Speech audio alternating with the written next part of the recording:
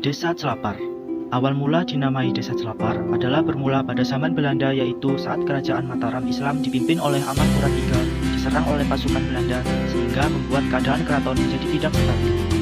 Karena kondisi tersebut, Amangkurat III menitipkan istrinya yang sedang hamil kepada Pangeran Kajoran yang juga istrinya sedang hamil yang sama sehingga melahirkan bebarengan.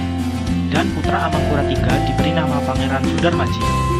Pada waktu Pangeran Kajoran kedatangan seorang raja dari Buleleng, Bali yang ingin mengasuh anaknya, namun Pangeran Kajoran menyerahkan Pangeran Sudarmaji bukan putranya.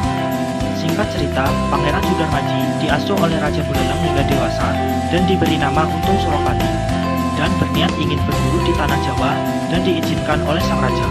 Akhirnya, Untung berangkat ke tanah Jawa dengan menggunakan perahu, dan di tengah laut terjadi ombak besar yang akhirnya menepi di Banyuwangi. Hingga pada suatu saat ada tentara Belanda yang mengajak Untung ke Batavia untuk menjadi serdadu. Desa Celapar dulunya merupakan desa Pawinian. Kenapa diganti dengan nama Desa Celapar? Saat Untung Suropati tiba di wilayah Pawinian, wilayah tersebut sedang dilanda wabah penyakit yang mematikan yang disebut pagebluk. Lurah Wanahita pun memberi syarat untuk mengatasi wabah tersebut apabila Untung ingin bisa tinggal di wilayah tersebut, dan Untung menyanggupinya dan akhirnya dapat mengatasi wabah tersebut dengan menaklukkan makhluk halus penyebar wabah tersebut yang bernama Lodara Jaya. Sebelum makhluk halus tersebut meminta kepada Untung agar masyarakat wilayah Pawinian setiap panen melakukan marungan atau baritan.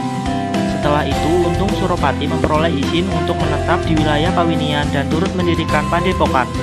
Konon, pada suatu hari ketika datanglah mata-mata Belanda yang sedang mencari tahu keberadaan Untung Suropati.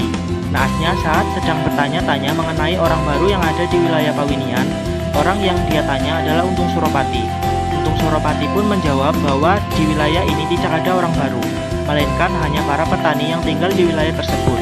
Dengan kelebihan yang dimilikinya, Untung Suropati mampu mengubah alang-alang yang ada di padepokannya sehingga menyerupai padi untuk mengelabui mata-mata tersebut. Yang akhirnya pada waktu itu muncullah istilah Sakat Selapan Kaya Pari.